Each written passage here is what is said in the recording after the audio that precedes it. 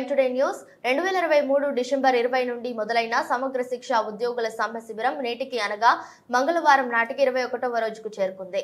రాష్ట్ర JAC committee పిలుపు మేరకు ఈ రోజు డియుఓ ఏపీసీ కార్యాలయాల వద్ద నిరసన తెలియజేశారు. ఈ సందర్భంగా బాపట్ల జిల్లా సమగ్ర శిక్షలోని పలు విభాగాలకు చెందిన ఉద్యోగులు సమ్మె శిబిరంలో పాల్గొని మాట్లాడుతూ గడిచిన 21 రోజుల నుండి సమగ్ర శిక్ష ఉద్యోగుల సమస్యలు పరిష్కారం చేయకపోగా షాకోజ్ నోటీసులు, టెర్మినేషన్, అదర్స్ తో బెదిరింపు చర్యలు చేయడం సమంజసం కాదని, ఇలాంటి బెదిరింపు చర్యలు వెనక్కి తీసుకోకపోతే సమ్మె మరింత ఉధృతం చేస్తామని ప్రభుత్వ అధికారులను తెలియజేశారు. గతంలో పాదయాత్రలో చాలీచాలని జీతాలతో ఉన్న సమగ్ర శిక్ష ఉద్యోగులకు ఇచ్చిన మాట ప్రకారం ప్రస్తుత ముఖ్యమంత్రి సమగ్ర శిక్ష ఉద్యోగుల సమస్యలు పరిష్కరించి అందరికీ ఉద్యోగ భద్రత కల్పించి తమకు న్యాయం చేయాలని డిమాండ్ చేశారు.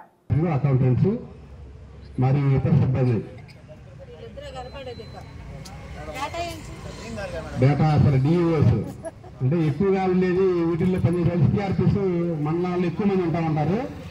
అట్లానే ఎంఐఎస్ కోఆర్డినేటర్ ఉంటారు, డిఈఓ ఉంటారు,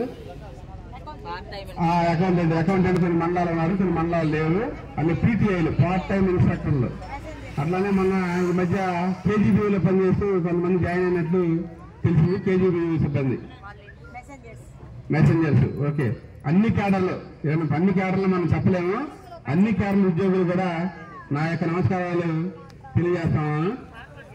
మనం 21 డేస్గా నో వర్క్ నో పే, మనం పని చేయట్లేదు, మనకు జీతం ఇవ్వరు. దానిలో భాగంగా మనం ఈ ధర్నా కార్యక్రమంలో రాష్ట్ర సంఘం ఇచ్చిన పిలుపు మేరకు మనం వచ్చే మన యొక్క ప్రధానమైన డిమాండ్ హెచ్ఆర్ పాలసీ ఇవ్వాలి, రెగ్యులర్ చేయాలి. మన జీతం పెంచడానికి ప్రధానంగా హెచ్ఆర్ పాలసీ ఇవ్వండి, సమాన పనికి సమాన వేతనం. మేము పనిచేస్తున్నాము కాబట్టి ఈ పరిమితమైన వేతనాన్ని మాకు చెల్లించండి అని ప్రధానమైన డిమాండ్తో మనం ఈ 21 డేస్గా రాష్ట్ర వ్యాప్తంగా కూడా మనం ఈ ధర్నా కార్యక్రమాన్ని నిరంతరాయంగా కొనసాగిస్తా ఉన్నాం. కానీ దీనిలో భాగంగా మనం సమ్మెలోకి వచ్చినప్పుడు ప్రభుత్వం ఏం చేస్తాయి, రకరకాల అస్త్రాలను మన మీద ప్రయోగిస్తూ ఉంటాయి. ఏ రకంగా చేస్తే వీళ్ళ పనిలోకి వీళ్ళు వెళ్తారు, ఏ రకంగా చేస్తే వీళ్ళు కొట్టుకుని నిర్వీర్యమయ్యి ఒకరి మీద ఒకరికి నీ వల్ల ఇలా జరిగింది, నువ్వు ఇలా చెప్పకపోతే మేము ఇలా ఉండేవాళ్ళం కాదు అనేటువంటి, అంటే ఏదైనా నెగిటివ్ రిజల్ట్ వచ్చినప్పుడు మనమే నిందించుకునేటువంటి పరిస్థితి, మనమే తగాదపడే పరిస్థితి ఉంటుంది. పాజిటివ్ వచ్చిందనుకోండి, అందరూ కూడా నేను చేశానని ముందుకు వస్తారు. ఆ రోజు నేను వెళ్ళబట్టే ఇది జరిగింది కాబట్టి దీని వల్లే వచ్చిందని చెప్పుకుంటా కూడా అప్పుడు దాకా ఇంట్లో ఉన్నవాడు కూడా బయటకు వస్తాడు. సో ఇది ఈ సక్సెస్ అయినా ఫెయిల్యూర్ అయినా అన్నిటికీ కూడా మనమే భయపడించాలి. ఎందుకంటే దీని యొక్క ప్రతిఫలాలు అనిపించేది మనమే. మన పక్కింటోడు, మన తల్లిదండ్రులు, మన అన్నదమ్ములు ఉండరు, మన భార్య, మన పిల్లలు, మన కుటుంబం. దీనిలో మొట్టమొదటిగా ఫస్ట్ సఫర్ మనమే, దాని యొక్క సక్సెస్ఫుల్గా దాని ప్రతిఫలాలను అనుభవించినా మనమే. కాబట్టి నేను ఫైనల్ ఏం చెబుతానంటే, జిల్లా కలెక్టర్ల యొక్క చేతిలో ఏమీ ఉండదు. ఇది రాష్ట్రం యొక్క నిర్ణయం. రాష్ట్ర స్థాయిలో ఎస్పీడీ గారు కూడా ప్రభుత్వం యొక్క ఆదేశాలు ఏవైతే ఉన్నాయో అవే పలుకుతా ఉంటాడు ఆయన. వాళ్ళు కూడా అయ్యే ఆఫీసర్లు. మనం ఒక చిన్న ఉద్యోగం, ఆయన పెద్ద ఉద్యోగం అంతే. ఆయన పక్కన ఒక బంట్రోత్ ఉంటాడు, ఒక అటెండర్ ఉంటాడు, ఒక ఆఫీస్ ఉంటుంది, ఆర్డర్స్ పాస్ చేస్తూ ఉంటాడు, వాటిని అమలు చేస్తూ ఉంటాడు. ఇది కార్యనిర్వాహక వ్యవస్థలో ఉంటుంటే అత్యున్నత ఉద్యోగం ఆయన ఎస్పీడీ గారు. ఎస్పీడీ గారి కంటే పైన శాసన వ్యవస్థ ఉంది.